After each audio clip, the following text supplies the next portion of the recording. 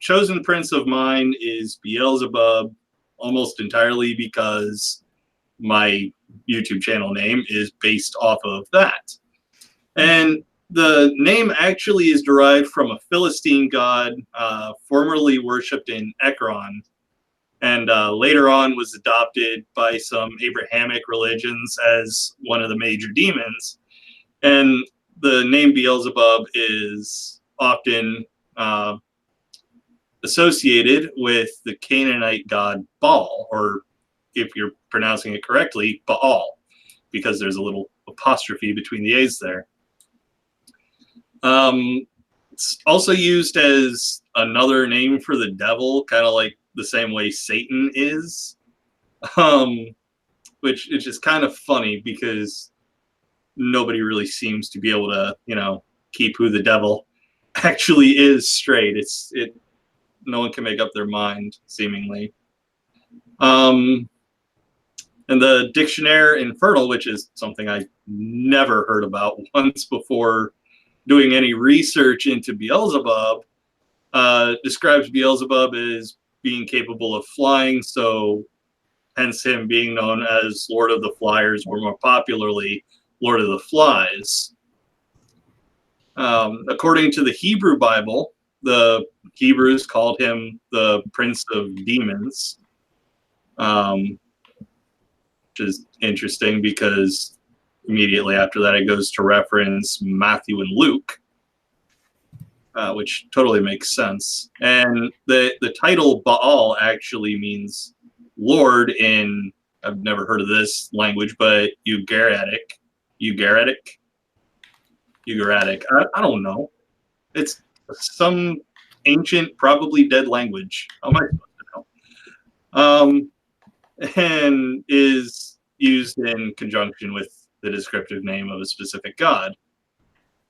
And actually, Beelzebub could really have been called Beelzebul, which means Lord of the Heavenly Dwellings. So I could either be one of the princes of hell, or I can be one of the lords in heaven.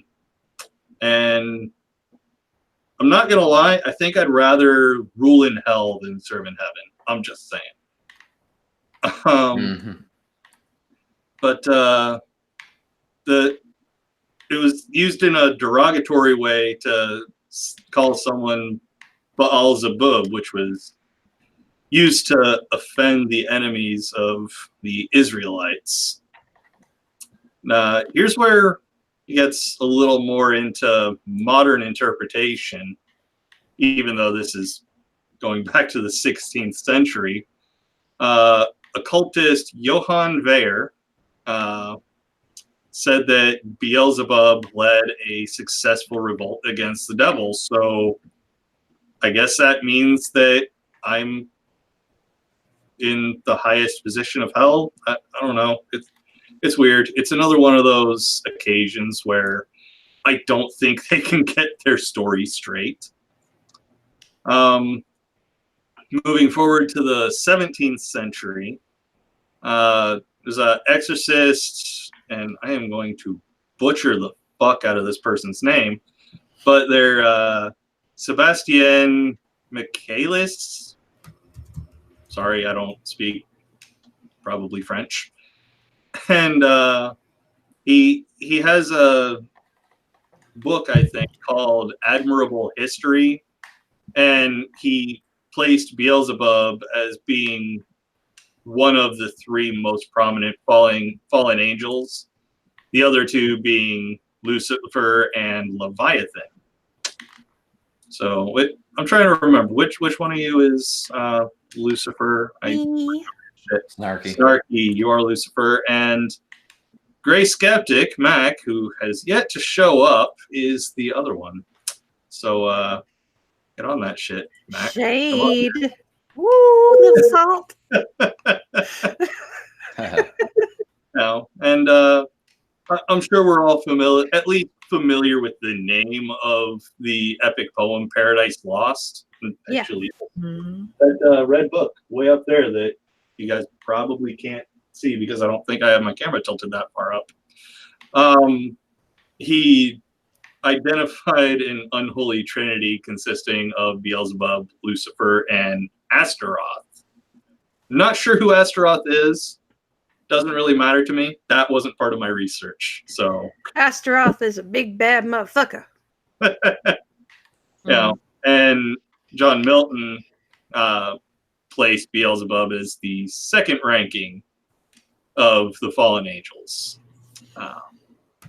And Milton actually wrote of Beelzebub, than whom Satan except none higher sat, which is really, really interesting grammar to me. But Well, I mean, you're a demon, right? You're supposed to be able to instantly speak other languages. That's what Maddie said, by the way.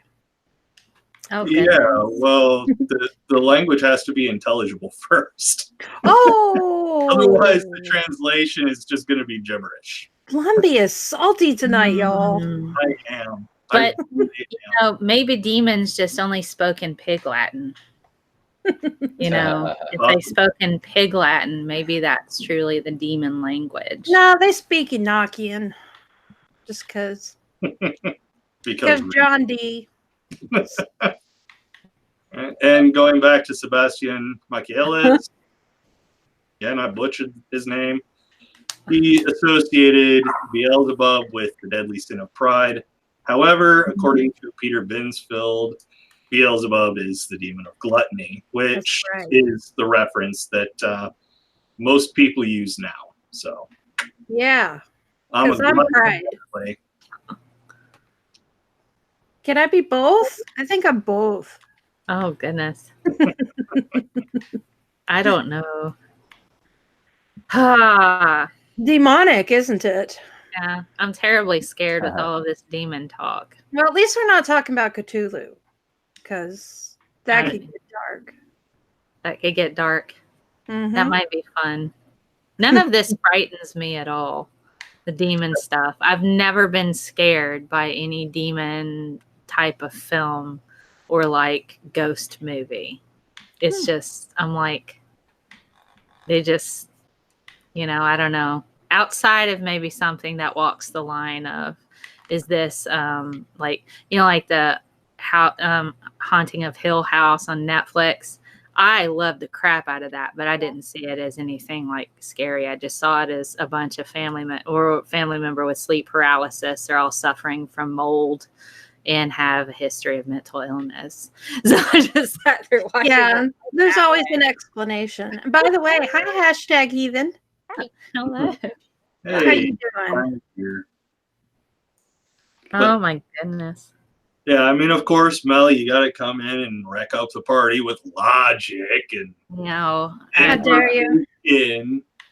No logic allowed. No logic or evidence or. We're talking spiritual, y'all. Okay. Well, I have a book right here on how to conduct spiritual warfare as I see it by Mary Garrison, if anybody's curious on how to rid the demons out of this particular episode.